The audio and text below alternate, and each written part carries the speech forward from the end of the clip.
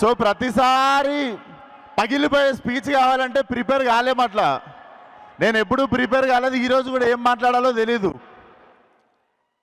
కానీ నాకు ఈరోజు ఒకళ్ళు కనిపిస్తున్నారు. అదే నా కెమెరా లేవా, అక్కడి నుండి చూస్తున్నాడు వాడు యూట్యూబ్లో నుండి చూస్తుండా, టీవీలో లైవ్ చూస్తుండా, లేదా తర్వాత రోజు క్లిప్ పెట్టుకొని చూస్తుండో నాకు తెలియదు. ఆడికి ఒక పని ఉంది. ఆడికి ఏం పని అంటే కష్టపడి సినిమా చేసుకొని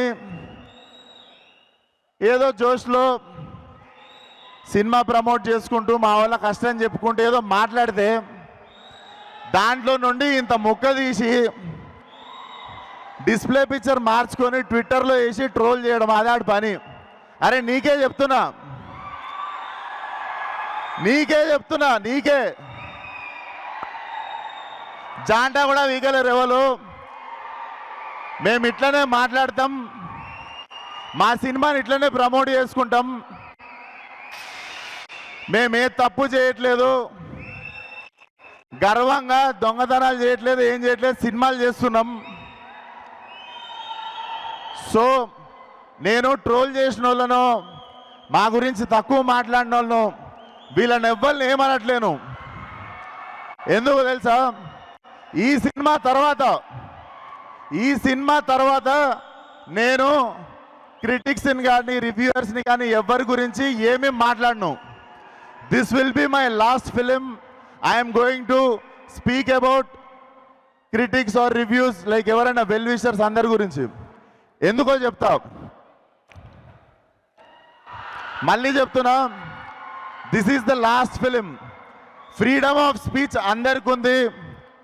మీకు అనిపించిన ఒపీనియన్లు రాయండి, మీకు అనిపించిన రివ్యూలు రాయండి, మీకు అనిపించినది ఏదైనా రాయండి.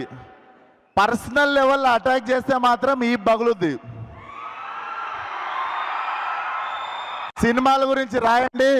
అండ్ మాకు మంచి సినిమాలు తీయడానికి మీరే, మాకు మంచి సినిమాలు తీయడానికి మీరే లైక్ మీరే మోటివేషన్ చేసేది.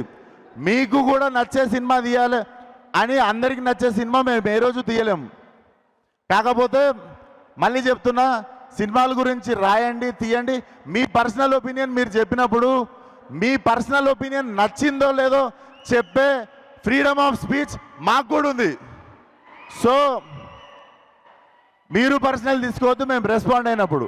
బట్ సినిమా వాళ్ళకి కానీ యాక్టర్లకు కానీ డైరెక్టర్లకు కానీ మాకెవ్వరికి ఒక రివ్యూవర్ అంటే, ఒక క్రిటిక్ అంటే చిన్న చూపు కానీ హేట్రెడ్ కానీ ఎప్పుడూ లేదు. When it comes to personal attack, when it comes to అంటే ఒకళ్ళు బాధపడేటప్పుడు మాట్లాడినప్పుడు మాత్రమే మాకు కోపం వస్తుంది.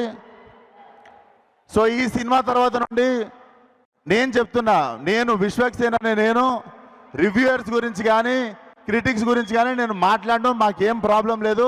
నచ్చిన వాళ్ళు నచ్చినట్టు రాసుకోండి. మేము మిమ్మల్ని ఇంప్రెస్ చేయడానికి సినిమాలు తీస్తాం. That is our responsibility.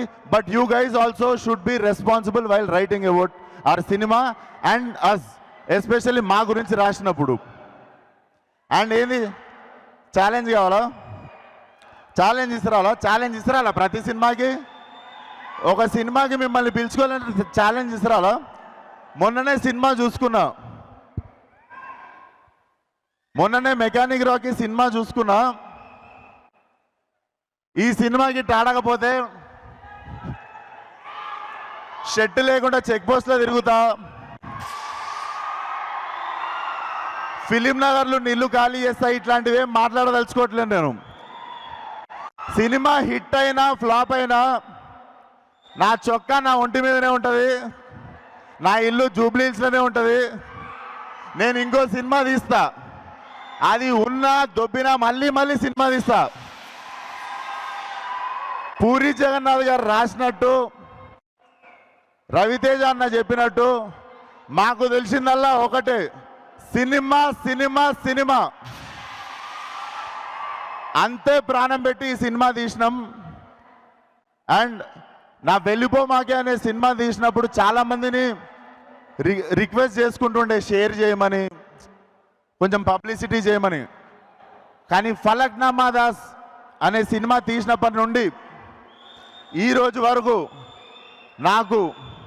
నాకు అండాదండ ప్రతి చోట నిల్చున్నది మీరు మాత్రమే. సో ఈరోజు ఈ ఒంటి మీద ఉన్న సూట్ అన్న, నేను తినే ప్రతి మెతుకు మీద మీ పేరు రాసి ఉంటుంది. థ్యాంక్ యూ సో మచ్ ఈ లైఫ్ ఇచ్చినందుకు. నాకు ఈ లైఫ్ ఇచ్చిన ప్రతి ఒక్కరికి థ్యాంక్ యూ సో మచ్.